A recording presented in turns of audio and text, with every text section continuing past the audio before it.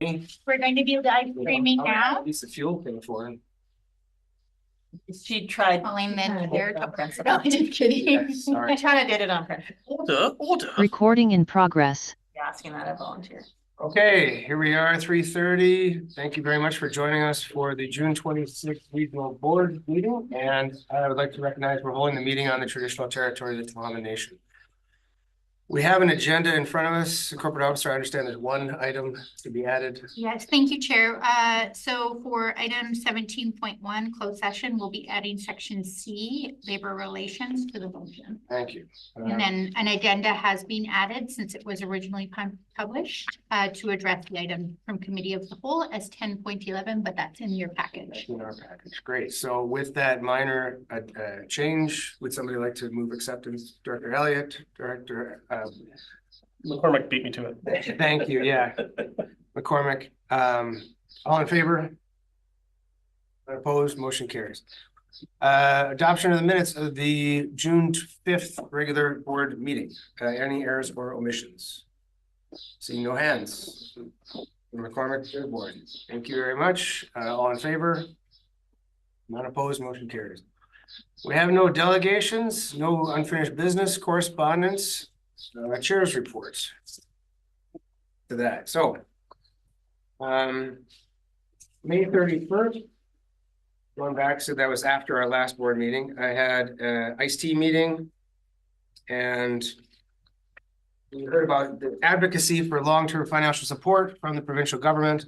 And then we approved two initiatives, the Redfish Restoration Stewardship Center in Ucluelet and the Hope Island Indigenous Ecotourism Project, both of which are connected to the Indigenous community and represent how iced tea grant funding is being used to support economic endeavors in many parts of the island. Also on May 31st, Al and I met with representatives from the Ministry of Waterland and Resource Stewardship concerning the work being done on the dock management plan being developed by the Shishal Nation and the province. Our primary reason for meeting with them is the fact that we hadn't had a seat at the table. We were a little bit frustrated about that because the SWIA does include part of Area C. They listened, and there will be more public engagement going forward. So interested parties in the community will be included as well. That's good to know. Library trustees.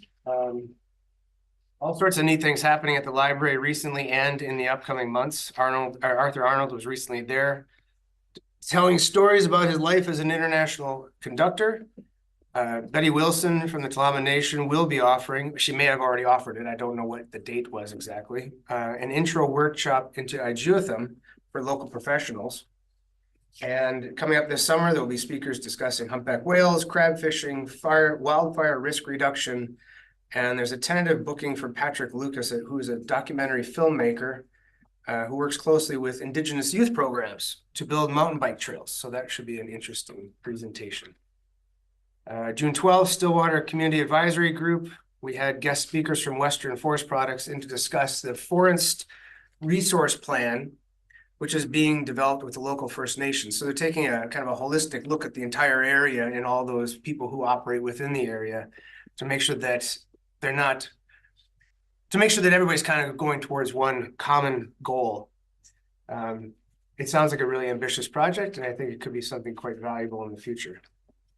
They want to maintain a healthy ecosystem and a healthy forestry environment. On June 13th, I participated in an online workshop considering the BC Ferry. They had a charting the course, and they're looking at the next few years, next 10 years, maybe as much as the next 20 years.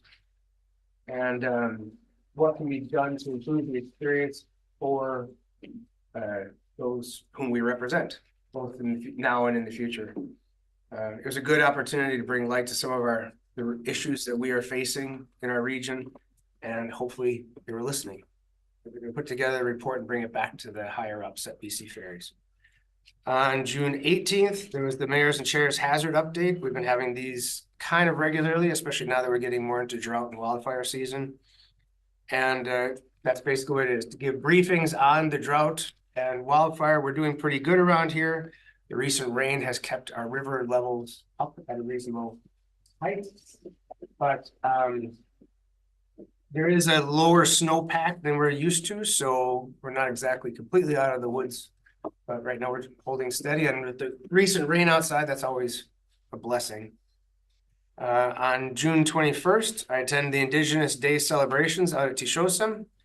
Really enjoyed the hockey, the information booths, the conversation, and the salmon and bannock was fantastic. I'd like to thank the Toronto Nation for putting on such a great event, and I look forward to it next year.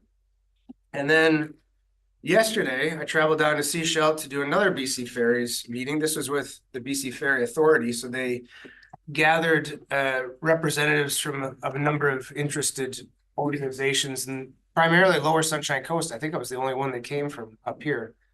And then just picked our brain about long-term planning for BC Ferries and how improvements can be made at ferry terminals, and a big kind of overarching theme with communication between say transit and Ministry of Transportation and BC Ferries, and trying to get everybody working on the same page and hopefully working more in conjunction with each other.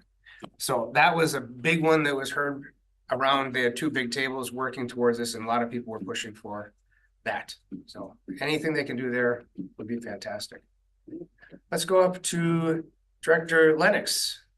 Yep, ready? Thank you, Chair. I knew you were going to go to me first and catch me sort of unprepared, but I'll do my best. It's been a busy month. I've been traveling a lot in the province, especially, and so really, again, I get the context of that awareness of how special an area we all live in, and especially up in Area A where I am. So that's always cool. And talking to other local government officials in those areas about the things that affect them and maybe possible solutions for us. I'm getting a lot of feedback lately, and some concerns about active logging out on the peninsula here in Area A, and specifically in Penrose Bay. So again, that's just educating people about what the right channels are to get the right information, and just being an advocate for them. So that'll continue. The Association of Savary Island Committee is having their AGM on July 6th. And they also have a new website, www.savaryisland.ca/ASIC. It's a good group there that's quite active, and lots of information about the island and relevant info. Also getting questions about the Savary Island OCP, update, and as people are definitely returning to the island in large numbers, and it's going to get quite active. There's an eagerness to get underway with that. So I'll be looking forward to our planning staff giving us an update on that. A lot of questions on the highway. I mentioned that earlier on our last meeting. Even though it's not in our bailiwick, trying to, again, educate people about who's responsible. Highway 101 resurfacing is big on the list of folks who live out here. So we're hoping that's going to take place sooner or later, according to Mr. Parise's update he gave us there recently. So very much looking forward to that. There's been some cool ideas brought up just in the last couple of days proactively in one of our neighborhoods on Finn Bay Road.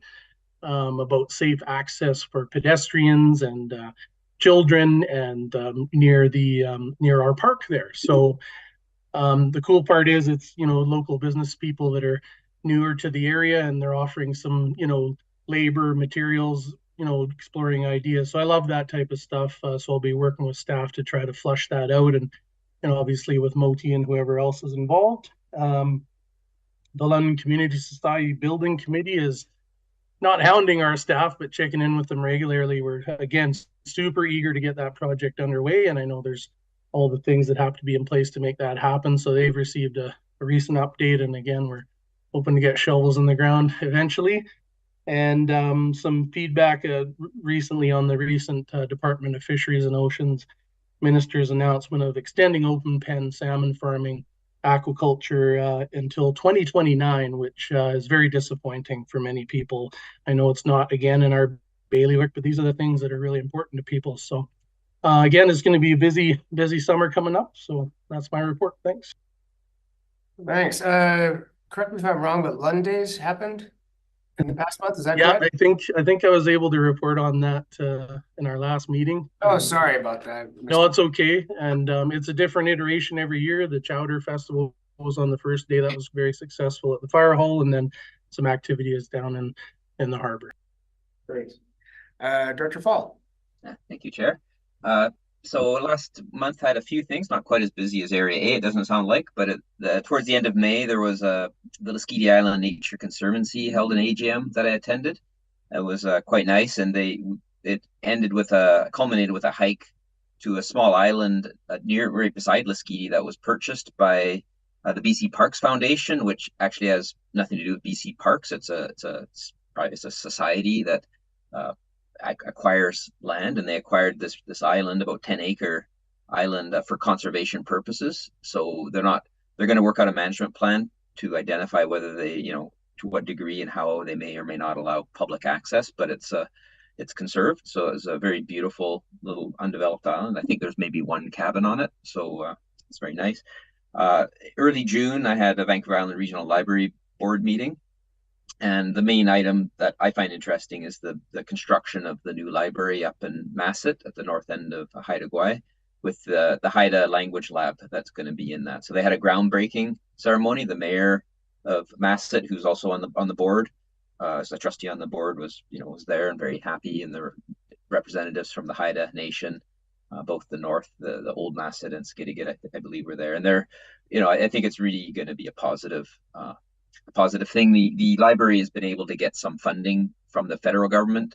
It's hard to get funding for library from any higher government, as we know, for the Powell River Library, but getting funding for a language lab like this does help. So it's helping with the construction, and that'll be a big piece of it.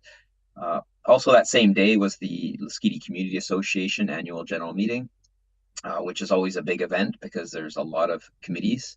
I'm on the somehow I don't seem to have much choice but to get put on the ferry committee.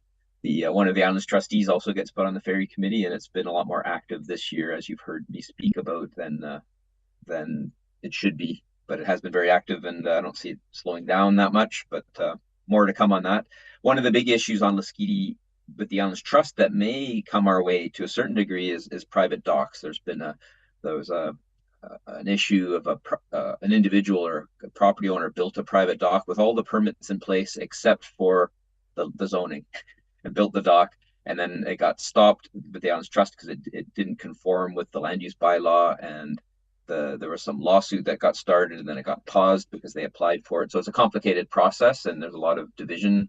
Those who want the dock, those who don't, those who want proper process, but follow the rules and apply properly. So it will go to zoning, but the Advisory Planning Commission is wrestling with the issue of trying to deal with the benefits and costs of docks and impacts on the environment and social. And one of the reason why I'm raising it here is because I have had a few people contact me and ask things like, well, couldn't the regional district own a dock in that area, have a public dock in that same bay, which is at the north end of Vicinity Island? And of course, the answer is, of course we could, and we do own some, but you have to generate the process to get it on our agenda and get enough votes. And do you think it would pass a referendum as a new service and so on? So I don't see it coming to us very soon, because when I explain that to people, they usually kind of realize that a referendum is not that likely, but to be successful. But nonetheless, that's the process. So that, we may or may not hear something. I'm not really quite sure. That's the main thing. I've also been traveling a bit. Last week, I was in Toronto at the University of Toronto with some colleagues in the faculty of, well, it's not faculty, but the Department of Ecology and Forestry at the university. So talking about forestry related things, forest ecology stuff. So not unrelated to our coastal work here, but a bit of different for me. But that's it for now. Thank you, Chair. Okay, thanks, Director Fall.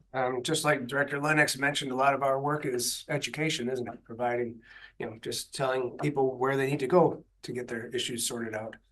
Director Dowd. Yeah, thanks. I also went to the Indigenous Peoples Day celebration on the 21st out at Willamette Village. It was a great day. I enjoyed it. There was a whole bunch of kids there, about this tall, looked like 10 and under, playing ball hockey, and have it strong. Out there enjoying seeing what's going on, the plans for the new museum and longhouse at the village were going strong, and they had some indication of what's going to be in that building and the plans for it and everything, and it's actually going up incredibly quickly. It's amazing. Yeah. It wasn't very long ago that they announced this building was going to happen, and now, you know, it's got walls, almost a roof. So, you know, there's a lot of stuff going on out there. Yesterday, I went to the Supportive Housing Community Advisory Committee meeting. That community advisory meeting for a long time. In 2022, there was a revitalization of it after it had been paused for COVID, and it's been back together. And recently, there's been a lot of discussion on that committee about exactly what the goals of the committee should be, how to determine if it's successful or not. And BC Housing actually engaged a contractor to come in and interview everybody on the committee and everybody associated with it, and try to set up some ways to go forward. And a lot of discussion was had about that yesterday. Most of the things were agreed to by the group. You know, the basics that weren't agreed to by the group and are still open for discussion is what does the integration of the supportive housing into the community mean? That's one of the housing goals for supportive housing, that it be integrated into the community, and that's a goal for BC Housing and for the supportive housing itself to integrate into the community. And the other big question is how to determine the success, not of the supportive housing, but of the Supportive Housing Community Advisory Committee. So we're going to be working on those coming forward. We got more meetings scheduled, hopefully more regular meetings of that group. And one of the important things that I brought up and talked about is, you know, when you've got a community advisory committee for one particular facility, you can't solve all the problems. It's still going to be a problem. It's still going to be a different problem.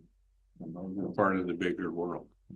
Just yesterday was, you know, maybe some of that can be helped by the homelessness task force.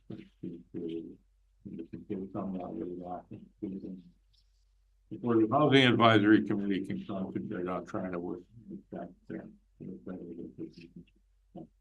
I think it's a step forward, and we'll see how it's moving. That's what I wanted to report on. That's great. Did you get a chance out at the Indigenous Day to put your thumbprint on the door? I think it was a door. It was a door. No, I didn't get my thumbprint. Oh, you didn't? Oh, it was a neat thing they had going. Basically, anybody that, you know, supportive of the nation, it was going to be put into the new building, and you could put your thumbprint on it. There was lots to do. There was. I was there for probably 2.5, 3 hours, and every time I turned around, there was somebody new to talk to.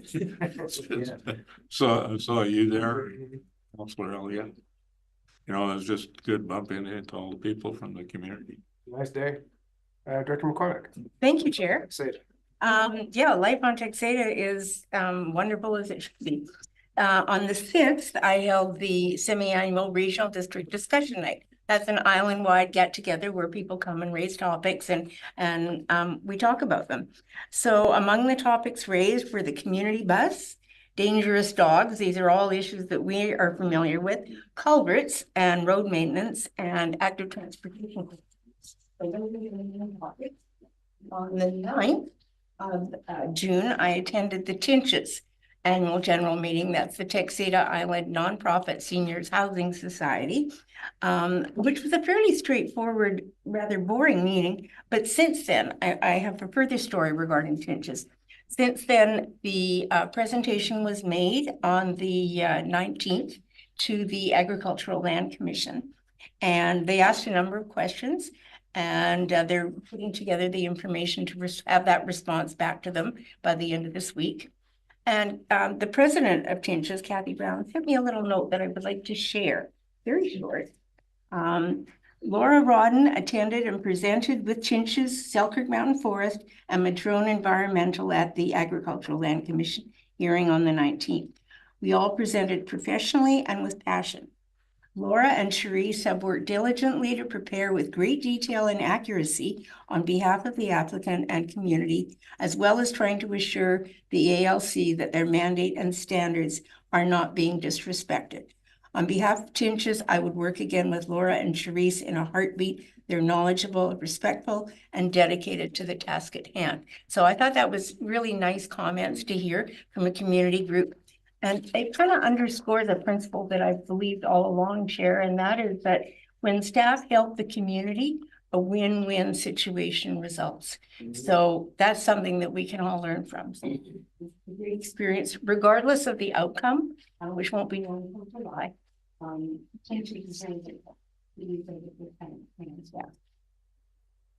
the 11th of June, I attended the first meeting of the Homelessness Task Force.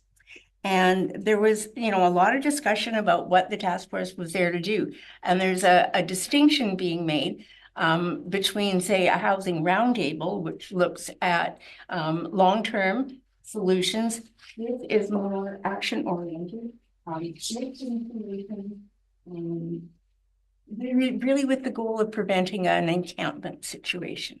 And so our next meeting is coming up in July, and there we will consider the terms of referral. On the 20th was the Texada Island Recreation Commission quarterly meeting, and they reported on the cleanup of Erickson's Beach, waiting for the Rotary gazebo to be installed. All the pieces are there. It's just a matter of getting the work party together. So everyone's really excited about that. There was also a long discussion about an active transportation corridor between Gillies Bay and the Shelter Point Park. On the 22nd, we had the honor and privilege of hosting the annual Garden Club summer potluck, which was terrific. Followed on the 25th by meeting with Tourism Powell River. And they have advised that the welcome pole that is being placed in front of their visitor center in cooperation and partnership with they'll be erected within the month. So they're very excited to see that. Summer students have been hired with money previously funded by the regional district. And good news from the province, they reported that they've heard regarding Inland Lake that the bridge will be replaced this fall. And that is in writing from the province. So yay, step forward. So I want to close, Chair, by recognizing 25 years of faithful service on behalf of Dr. Kevin Black, who has been the resident physician on Texada. He officially retires at the end of this month. Now. And we're incredibly indebted to his service, and he's helped the community in just so many ways. He's retiring and staying on the community, which is really great. And we welcome our new resident physician, Dr. Diana Rosen, who is coming from the Lower Mainland. And she has been kind of shadowing Dr. Black for the last month, and she will take over next week. It's fantastic. So that's my report. Thank you. Hopefully you can hang on to her for 25 years as well. Oh, well, I don't think so. She's a little older than me. But I have to also say it with Texada Health Services Society, which really spent probably 2 to 3 years in recruiting a resident physician, which is not an easy thing to do in a rural community like Texada. And they pursued and pursued and persisted. And the result is we have a new physician that we're welcoming to our community. So good for them. Thank you, Director Gisborne. Thank you, Chair. Not as much and as in-depth as the other directors. Most of June was spent on the farm trying to make sure everything's ready for the summer. A lot of constituents, given phone calls, and I know they say to the ICC, don't let them come to your house, but I had folks coming up the driveway. Just anyone that's watching, just so you know, if you do show up on the farm to talk, you may be put to work. And a lot of good phone calls actually from other regional directors in other parts of the province.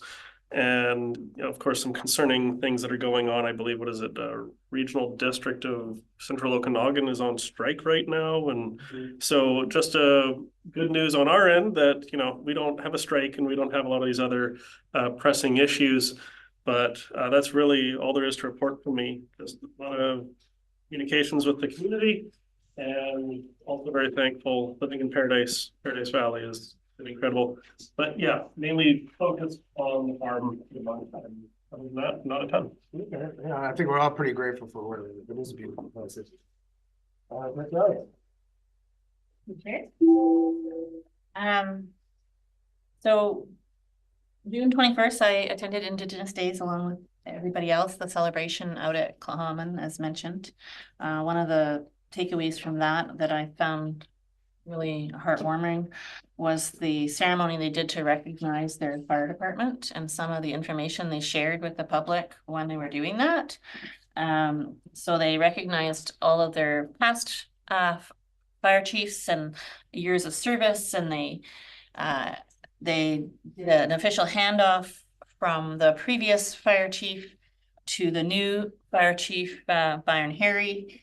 And they talked about their recruitment, retention, and training stats, which are the best in the province for Indigenous volunteer fire departments at this point in time. And it's been a huge change over the last number of years where they focused resources, paid people to attend the training in a concentrated sort of format instead of over 4 years.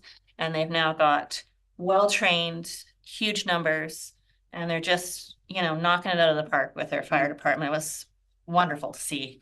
I've been hearing so much bad news when it comes to fire departments and numbers and recruitment. And it was just beautiful to see a success story, and I wanted to congratulate them on their fire department and the success that they've shown over the getting, recruitment, retention, and a really good crew. It was pretty amazing. And to see them in the picture, there was a lot of them. They went from like 4 or 5 people a number of years ago to well over 20. It was fabulous.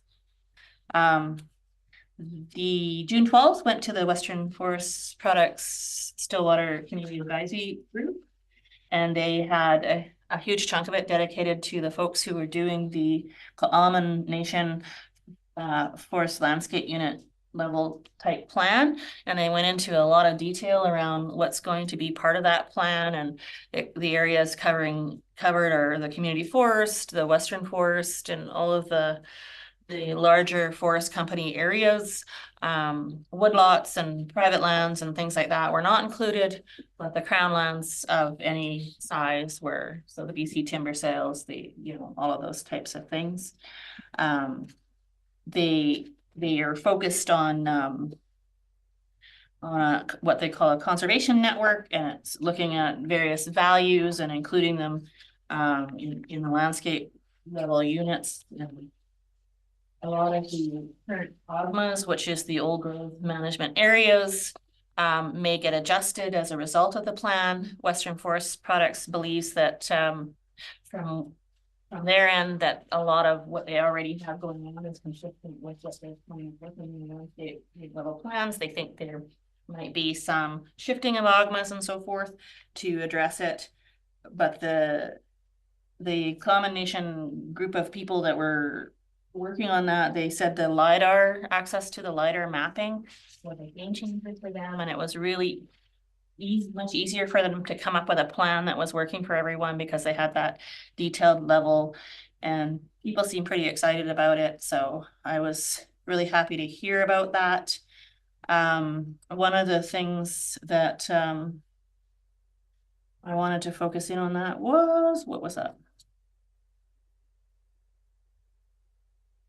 Oh, there may be field excursions for the community advisory group in August. So anybody who's on the community advisory group that missed that meeting, we're looking at August, possibly doing an excursion for learning out on the land. The next FOM, which is our forest operational maps that go public and provide avenues for public opinion, is expected in late June. So I'm thinking probably about nowish or a little bit later, and they get published in the paper when they come out, and they're only on there for 30 days when they do come out. So if people want to look at the forest operational map for Western Forest Products and provide input, they got to do it while it's up. After the 30 days, it comes down, and that closes the public input period. So you can access it through their website, and they'll advertise it on the paper, and you can go in and have your say through the electronic FOM system. So that's for people's information on that. June 24th was a community action meeting.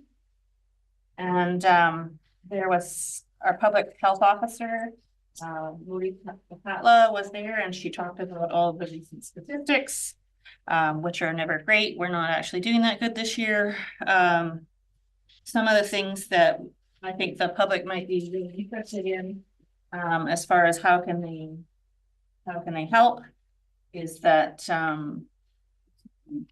where's the timing on this one?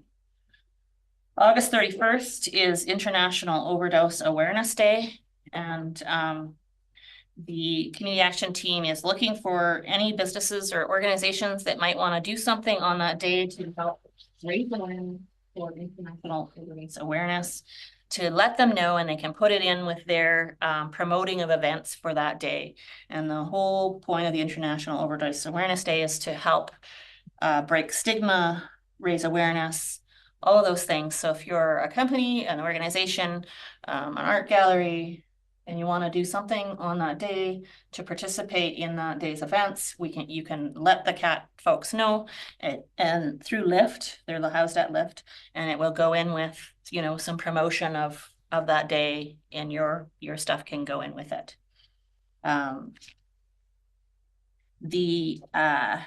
Yesterday, I cooked over 100 burgers on a barbecue at the Henderson School barbecue, the end of season barbecue at the Henderson School. And so lots of folks thank me for that, and I appreciate that. I had a shower afterward, but we had a lot of burgers, a lot of hot dogs, and I ran the burger barbecue grill. So that was a lot of fun. I enjoyed that. June 18th, I went to the Chamber of Commerce AGM. The Chamber of Commerce memberships are on the rise. They're rebuilding their membership after having a bit of an all-time low through COVID. So that was exciting for them. They also have taken on the Blackberry Fest organization this year. So if folks are looking for how do I get involved with Blackberry Fest this year, contact the Chamber of Commerce and they will help you with that for sure. So that was one of the things that I wanted to report out on there. BC Ferries Public Input Workshop is on July 3rd here in our community at Town Center Hotel. I think it's 6:30, and it's called a workshop, and you have to pre-register. It's not just something you can show up for, and you can do that by going to the bcferriesprojects.ca website, to the Powell River community page, and there's a little link that says join us for an interactive community workshop. You click on it and you sign up, and you can go to that workshop, and it is 6 p.m. till 7:30 p.m. at the Town Center Hotel on July 5th. And that website was bcferriesprojects.ca, and there is a Powell River community page and a link that you click on to sign up to be part of the public event workshop, sorry. And I think that was good enough for my report. Okay.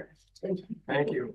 It's the first year I haven't had a kid at elementary school, and I miss those end of year celebrations. Did you run the barbecue?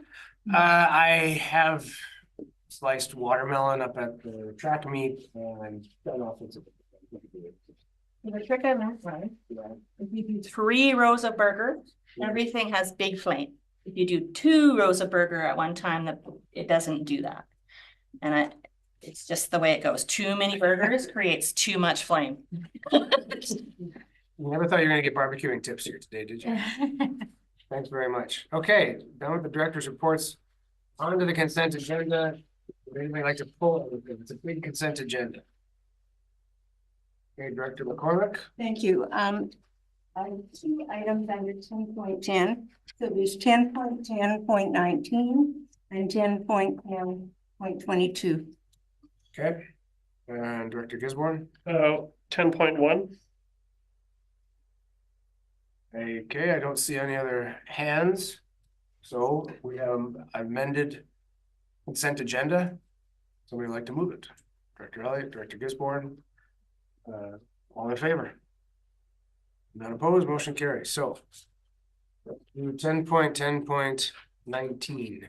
Now it's 11 point. What's that? That's fine. Okay, I just thought we'd go. Well, yeah, I guess we did The order of the numbers Might would as well make do more it. sense. Well, it depends on what you, the corporate officer wrote them down. No, we could go with 10.1. Okay. Yeah. All right, go back up to 10.1 then. Let me scroll back up here. All right. Floor area ratio and lot coverage ratio. Because when you pulled this off the other. Yeah, I want to discuss it. And the reason I want to discuss it is this is an issue around our housing crisis in our community. And we've been talking about, you know, diversity in housing in the electoral areas. And this report was a result of you know, requests from the planning committee. And now that we have the report, I'm wondering, like, what are our next steps? Because it really seems to me like, you know, we've tried nothing and we're out of ideas now. Because our policies are still the same, our zoning bylaws are still the same. We haven't legalized missing middle housing. There are issues in the electoral areas of, you know, people that want to live in an RV and they're told that, no, that's in violation of our zoning bylaws. And it's becoming a growing issue. And one of the reasons I wanted to pull this was, as I get phone calls from folks around the province, it was brought to my attention of a recent issue over in the regional district of Nanaimo, specifically around tiny homes and RVs. And it is drastically spiraling over there. And what they've actually done. Director, you're going to interrupt you for a second. We've got a motion here. It's that the board enter into the minutes and file the floor area ratio, lot coverage ratio report dated April 12th, 2024.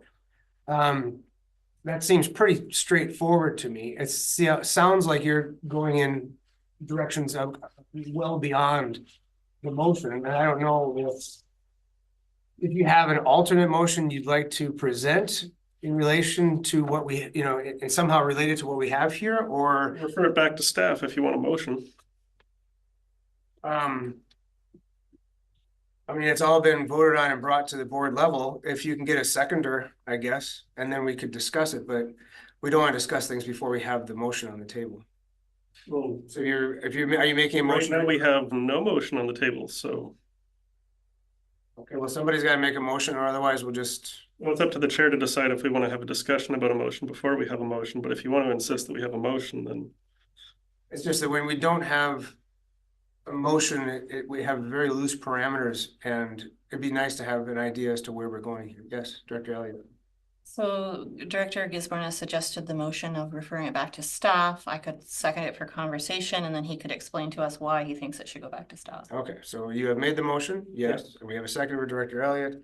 Okay. Okay. Anyways, Director Gisborne. Yeah, one of the reasons why I think this should be referred back to staff is well over a year ago, I believe there was a motion that asked the staff for options for housing flexibility in our electoral areas. The report that we got back ended up with you know, changing some OCP policy languages. Those motions were eventually rescinded. And this motion or this staff report was a result of a request back in November. The reason why I think it should go back to staff is I think there's been some confusion as to what the board is actually asking. And I think we heard it at the planning committee where there was some confusion of what is the problem we're actually trying to solve here. And I think to make it very clear what we're trying, or at least what I'm trying to solve, and I think what we're collectively trying to solve is to legalize missing middle housing and support diversity of housing throughout the region. Because the alternative is what we're seeing, you know, over in Regional District in Nanaimo, is they're adopting policies that are putting moratoriums on enforcement around housing.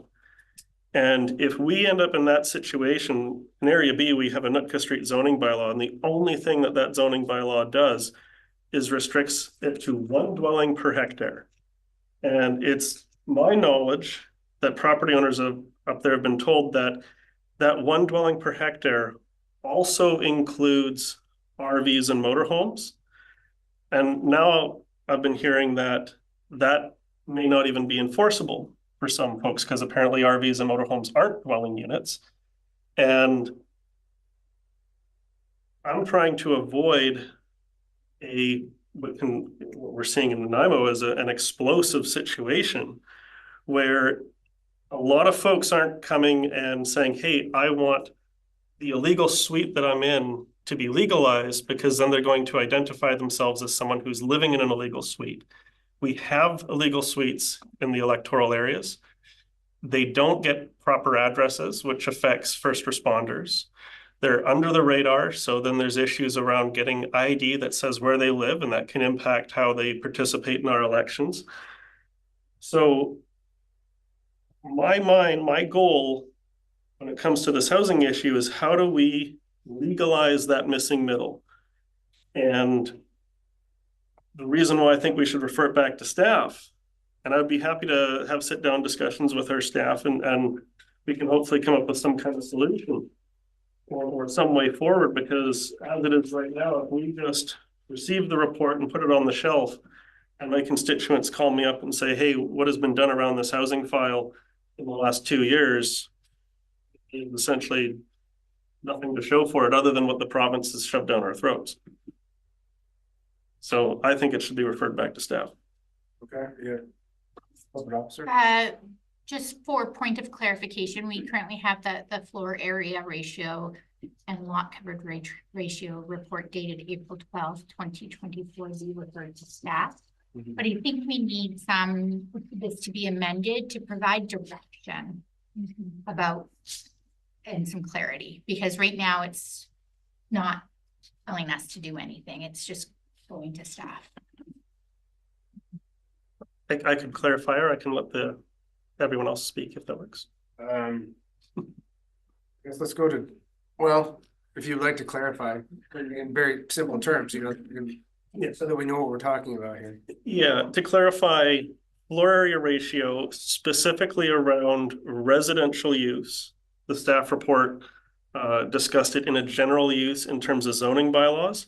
And I'm trying to look at it in a sense of general use, not general use, residential use, OCP density. So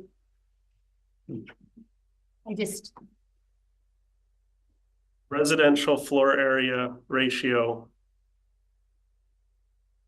as opposed to dwelling unit per hectare. Okay, Director Doubt, would you like to be I'm prepared to speak, or? seeing the motion evolve in front of my eyes here. Right. What I was gonna say, if I have an opportunity, is that Director Gisborne brought up the concept of having planning staff study the concept of floor area. Staff did that. They provided a report on floor area ratio coverage, and wrote that report, provided that to the board and to the planning committee, and it was recommended to our board that we receive and file it. And I think that's an appropriate thing to do. Simply referring it back to staff, I think is developing staff. Bring it back and saying, here it is over you.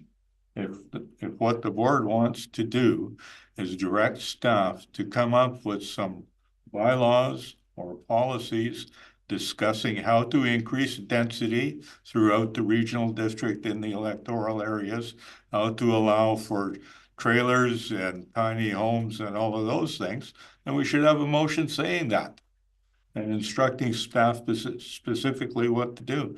But simply sending the floor area ratio coverage idea back to staff to think about it some more, it's not going to get us anywhere. All we have is another statistic and no action. So that's why I'm not in favor of doing this. If Director Gisborne and people in the planning committee would like to come up with more ideas on how to increase densification, that would be a good idea. But that's not what this would do. Okay, thank you very much, Director McCormick.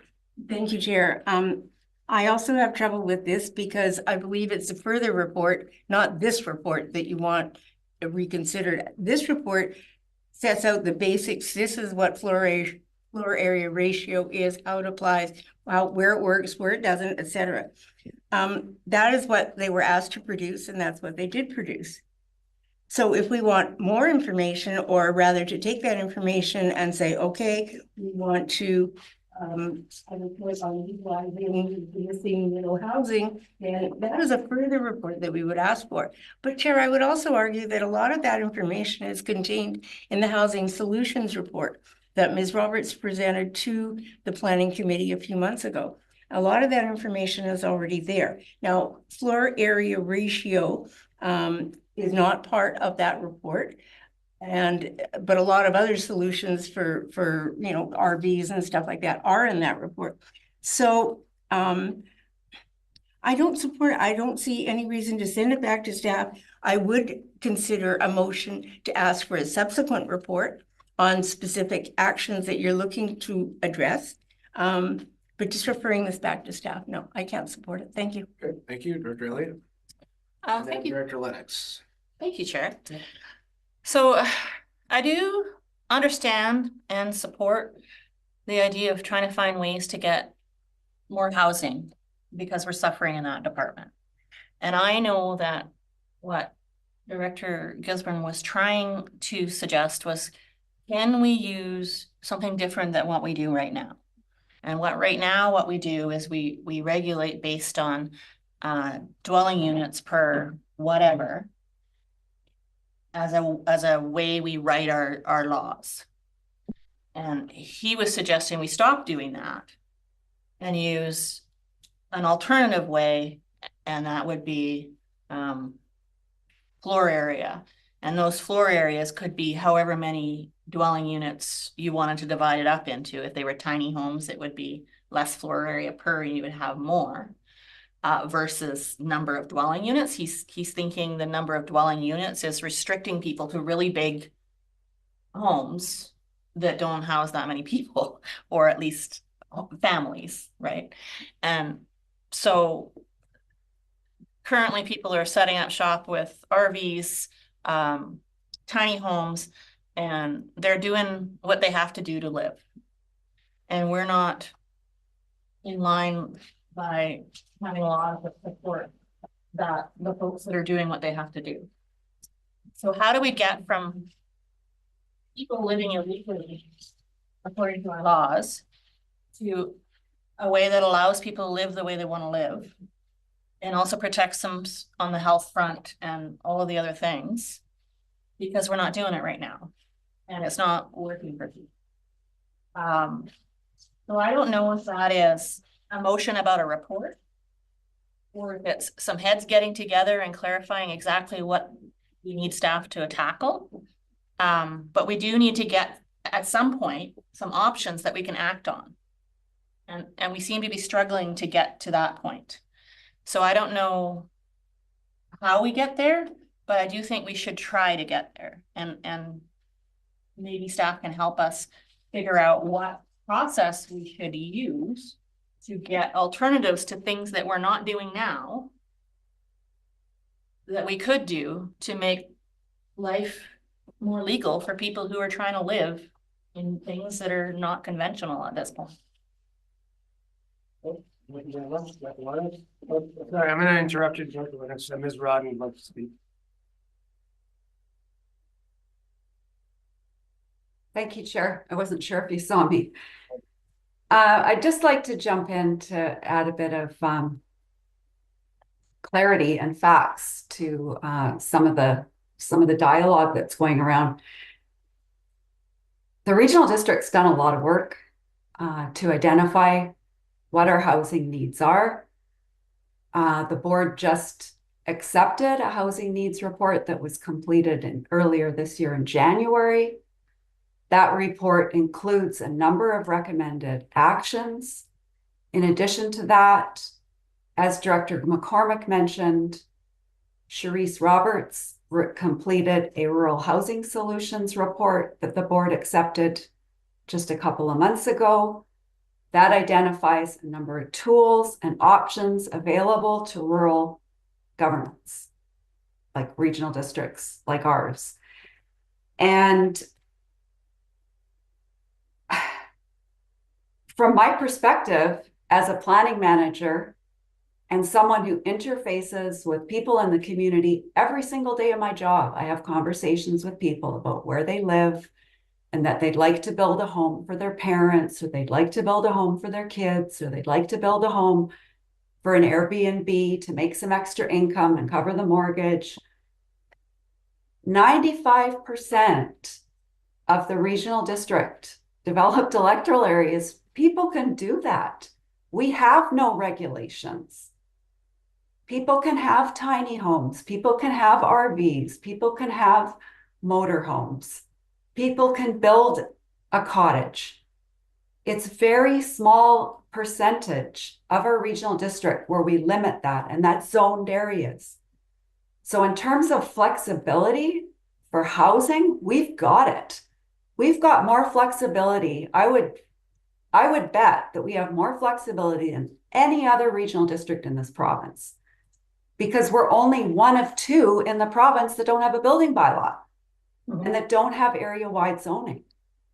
So that is a fact.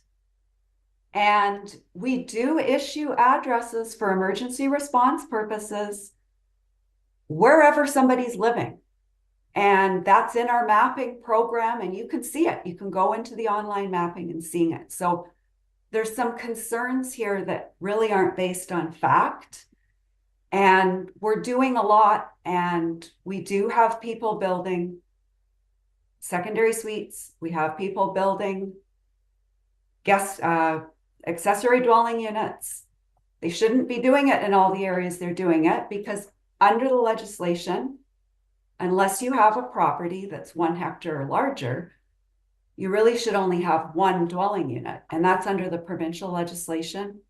And regional districts are supposed to align their bylaws with that, but we don't regulate that. And so it is happening out there on the ground.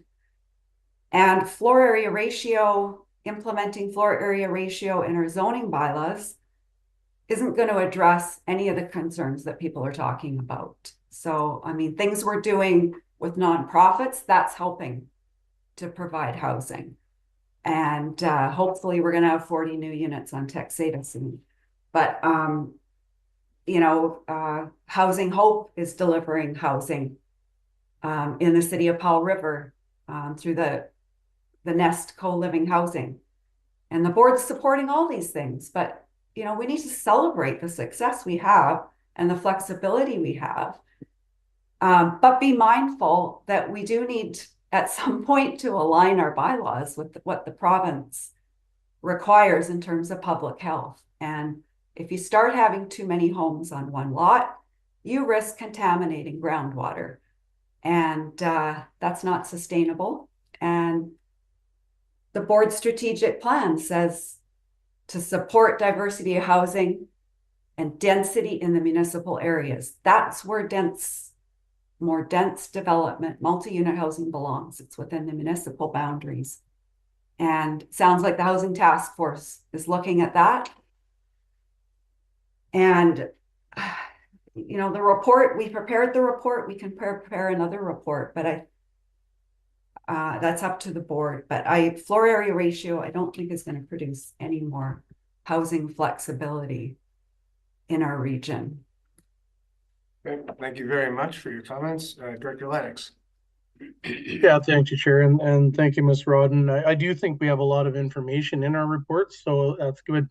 I think Director Elliott summed it up for me well, is that there is more meat on the bone there. I don't believe we should be tasking our staff with anything at the current moment, so I'm okay with the original motion to accept the report. I have talked to Director Gisborne, and I really understand his intent about, it's not right now, we have tons of flexibility. I mean, we just saw that in my area about keeping some flexibility. I think it's about the future. I got an email today about floor area ratio on Savary, right? This discussion is starting to take hold. Obviously, people are listening to our deliberations, which is good.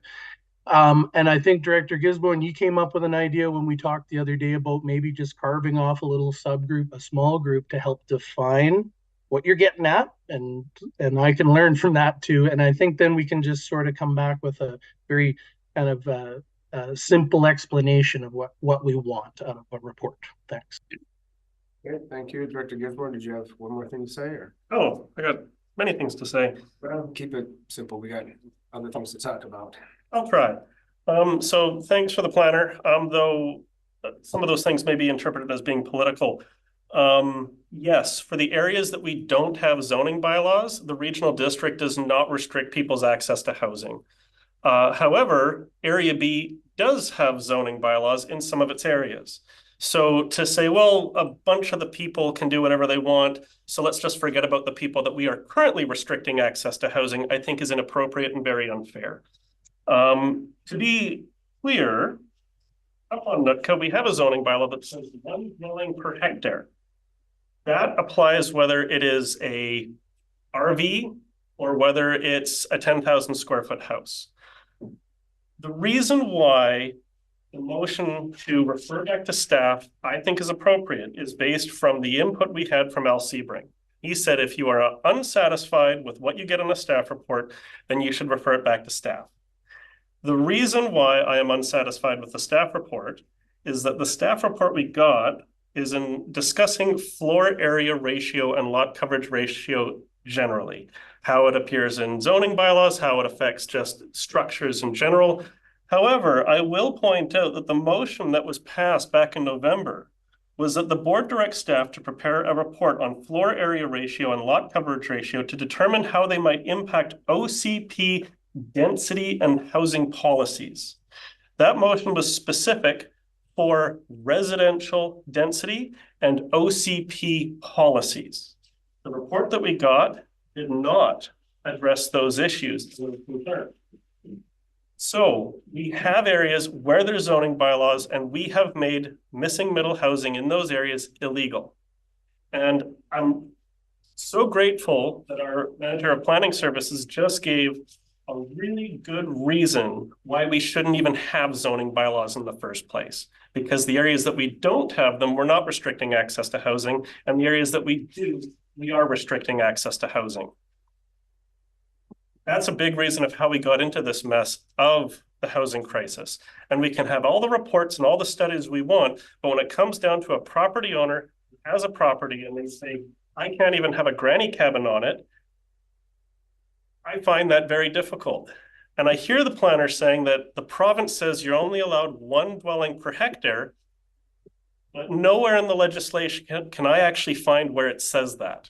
Because I know property owners that have a 1 hectare property, they have multiple dwellings on it because Vancouver Coastal Health has allowed them to do so.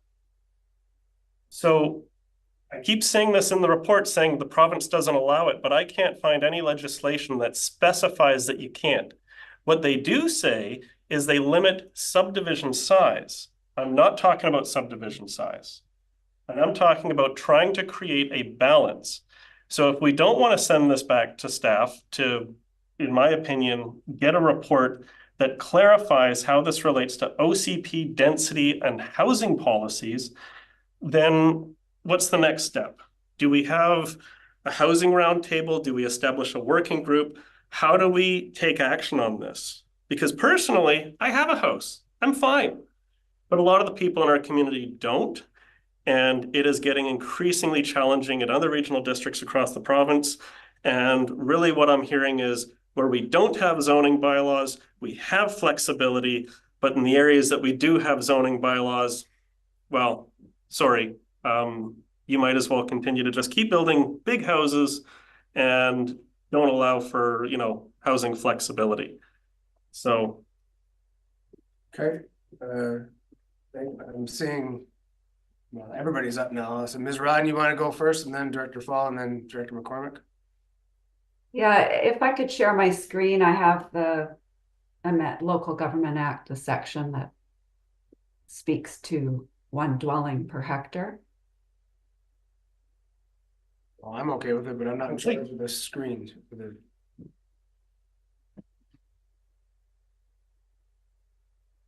Can people see my screen? We can read it. This is from the LGA at section 4.8.1.4, exemptions related to small scale multifamily housing. C, land that is not connected to a water or sewer system provided as a service by a municipality or regional district. Okay. That's in the legislation. In addition to that, the province has issued a provincial policy manual and site standards with considerations for zoning, and it goes into great detail, and they actually discourage floor area ratio, as they say, it limits flexibility, and they encourage using setbacks and height restrictions and lot coverage. And we already do use lot coverage maximums in our zoning bylaws, and that's what they're interested in on Savary Island. Okay, we're gonna focus on. Is it discouraged or prohibited? Because those are two different things. You want to see the legislation again? Well, we're not gonna get into this whole back and forth between yourself and Director Gisborne, so I'm gonna move on to Director. Because my understanding about Move on to Director. 1.3, am I allowed to respond? No, I got the floor. And I thank you, Chair. I feel like we're getting a bit off topic here. I mean, the motion on the table, as far as I understand, is whether to refer this to staff. It's not about whether we should be taking steps forward on floor area ratio or incorporating them in different planning and so on. There could be a round table on that. That would be good, but we're not talking about that. We're not talking about the pros and cons. The legislation part is interesting, but that's not what we have. So I just have one question. So I think this motion should be dispensed with, and if there's further actions, they can come at an appropriate time in the future. Is really just a simple question: what's the voting rule on this? Is it just areas A to D, or is it everybody? Because in the 10.1 is area, it says A, B, C, and D. Yeah, so it's just A, B, C, and D. Okay, thank you. Yep, no problem. Director McCormick, I saw your hand up. Did you want to make a comment, or should we move on to the vote?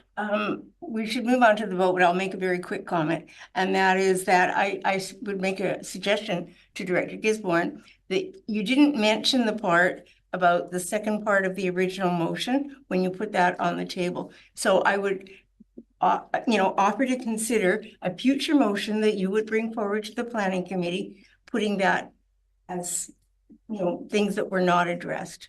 So I would invite you to do that, but I think we should get on with this meeting now. So through the chair, by the way. Like a third kick at the can here, and I'd like to have the vote, but go ahead and. Wait. Yeah. Something new. To respond, as is in the procedure bylaw, those other parts that I referenced, they were in the motion that was adopted in November. So we've already done that, and that's why under Al Sebring's recommendation, if the staff didn't give the information that we requested, it's appropriate to kick it back to staff so that we don't get into a back and forth between directors and staff, which can result in some inappropriate stuff at a board meeting. And to respond to Director Rodden, my understanding of 481.3 about zoning bylaws on multi-scale multifamily housing, that is in reference to where the province has overridden local government restrictions. So my understanding is, yes, the province isn't overriding us in those areas. We can still have that freedom. But so far, I have yet to see legislation that says you are not allowed to have more than one dwelling per hectare. Okay, we've gone way beyond. Other than what is in local government zoning bylaws. And that's what we currently have. Director Gisborne, we're gonna call the vote on this now. We've gone so far beyond what the motion is in front of us. So we have the motion in front of us. You would just put it on the screen again for us so everybody can see it.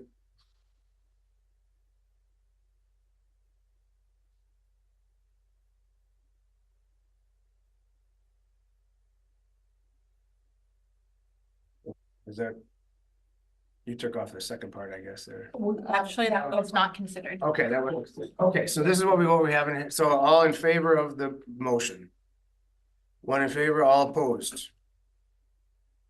I guess we got 2 in favor and 2 opposed, so the motion does not pass. So we have nothing now. Would somebody like to use the motion in the package or something else? Director McCormick, thank you. Seconded by, I'll second it. So now we have the original motion, and I think we've kicked this thing around a lot. I think it would be beneficial for us to just vote on it as it is, that the board enter into the minutes and file the floor area ratio and lot coverage ratio report dated April 12th, 2024. If there's, are there any comments or seeing none, all in favor? We got 3 in favor and 1 opposed. And I did wish to speak to. Okay. I didn't know what you were doing here, but we've already. Usually what raising a finger means. Okay. We're moving on. 10.10.19. Let me just get down here so I know what I'm looking at.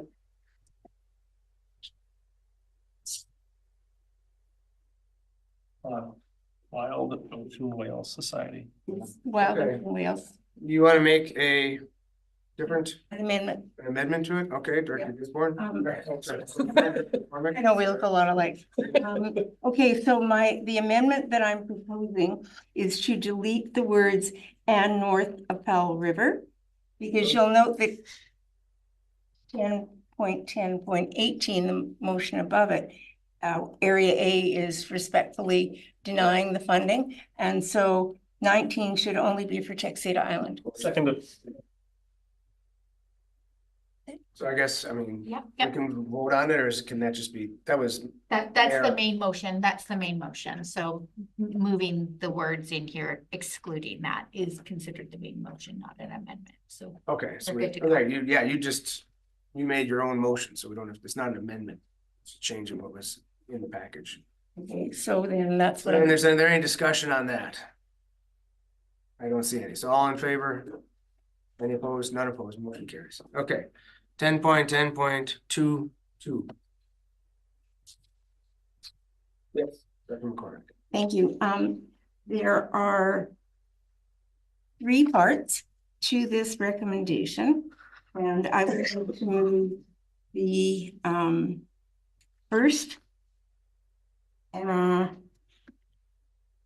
and the second paragraph, and not the third paragraph. And I can explain why if that is, I'll second, okay. because I want to know. Right, go ahead. The Health Services Society has worked very hard over the last couple of years to develop what they consider to be a very positive relationship with Vancouver Coastal Health. And they're afraid that if this letter was sent out, that would impact negatively on the relationship that they worked hard to develop. So they asked that we not. It was reasonable enough. Any other comments? Okay, Director Gisborne. Yes, so I'm currently the chair of the hospital district, and we are moving forward with some interagency meetings. So I'm happy to support your amendment, and I also look forward to working with you and these individuals to continue to keep those issues on the forefront. So totally, I was wondering at first why you're pulling it, but now you've made sense, and now I'm just also speaking up to say I will also work in my other capacity to spread those messages. Thank you. Okay, seeing no other hands up, we'll call the question. All in favor? None opposed, motion carries. Great. Now, we've already moved the consent agenda, so on to resolutions.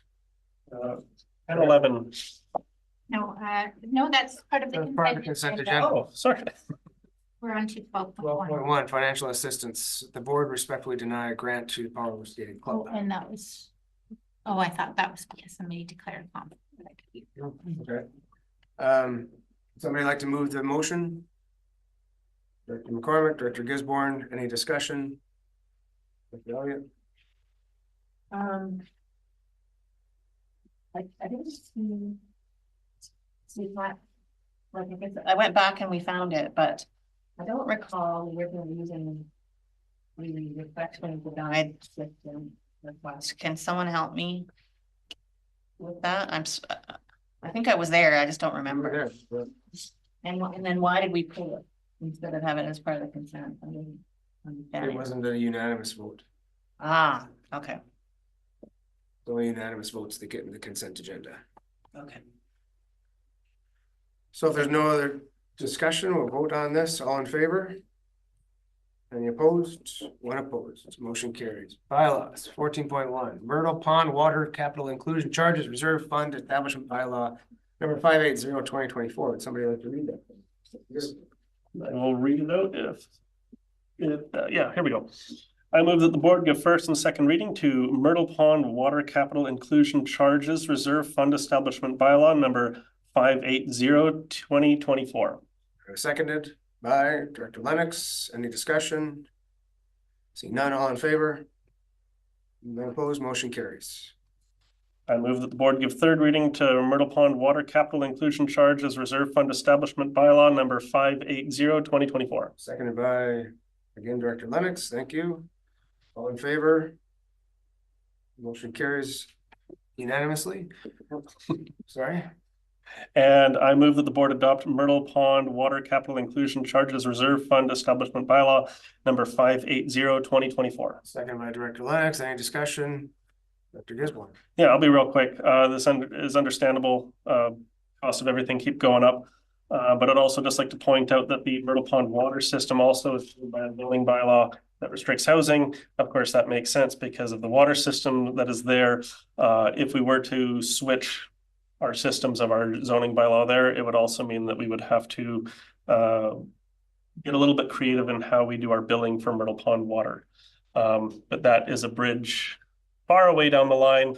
And also just to speak, I did see the work crews out there working near the water line for that Myrtle Creek Bridge. So keep up the good work, staff. That's it for me. Okay, great. So all in favor then? Any opposed? None opposed, motion carries. 14.2. Catholic Regional District Solid Waste Regulation and Tipping Fee Amendment Bylaw number 532.5/2024. Dr. Gisborne. I move that the board give first and second reading to Catholic Regional District Solid Waste Regulation and Tipping Fee Amendment Bylaw number 532.5/2024. Seconded by Director Lennox. Any discussion? None. All in favor? Motion carries. So, I move that the board give third reading to Catholic Regional District Solid Waste Regulation and Tipping Fee Amendment Bylaw number 532.5/2024. Second by Director Lennox again. Any discussion? None, all in favor? None opposed, motion carries. And I move that the board adopt Catholic Regional District Solid Waste Regulation and Tipping Fee Amendment Bylaw number 532.5/2024. Seconded by Director Lennox. Any discussion? Dr. Gisborne. Now, let's be real quick. So as we know, we've had a lot of discussions on the budget around solid waste management. That services expenses went up, I think, this year by like 92%. This new bylaw is here to try and get some more cost recovery from the people that are polluting. And I do see we have Arnold Schwab on the screen. And I think one of the main concerns I've been hearing around the community is as we increase tipping fees, the likelihood and probability of increased illegal dumping in our backcountry is a growing concern. So I'm happy to support this motion, though I think moving forward, we're all going to be extra aware of backcountry dumping and also, keep in mind and how we can potentially address that, even though that's more of like a conservation officer responsibility of report poaching. But if you produce waste, you got to pay to get rid of it. Great, thanks very much. Any other discussion? Seeing none, all in favor? None opposed, motion carries. Thank you very much. Noting business question period. Mr. Galinsky. You on? No. No, Mr. Galinsky. Nobody. Nobody there. Proposed closed session. Okay, I'll go. Director Gisborne. I move that the board move in camera, the meeting be closed to the public on the grounds that the subject matter to be considered relates to matters covered by the community charter under section 91C, labor relations and other employee relations, I think. In all discussions with regional district officers and employees respecting regional district objectives, measures, and progress reports for the purposes of preparing an annual report under section 98, annual regional district report, and M, the consideration of whether a board meeting should be closed under a provision of this subsection or subsection. Okay, seconded by Dr. Lennox. Any discussion? All in favor? Motion carries. Recording stopped.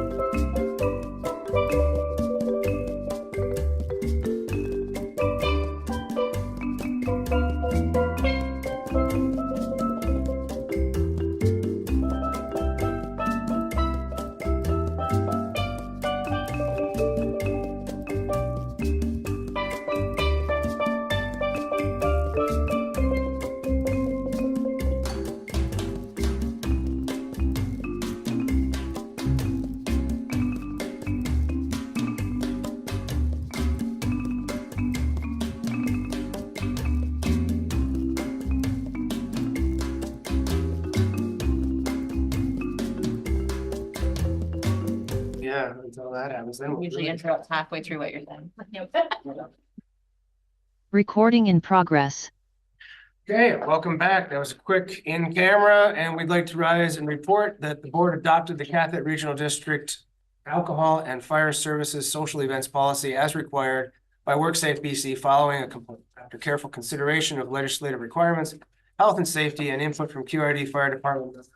The policy was developed to serve as a way for the QRD to ensure that a safe workplace is maintained while alcohol is consumed as social functions at fire hall. And with that, we've reached the end of the agenda, so this meeting is adjourned. Thanks very much. Thanks, everyone. Recording stopped. Good night. Bye, everybody.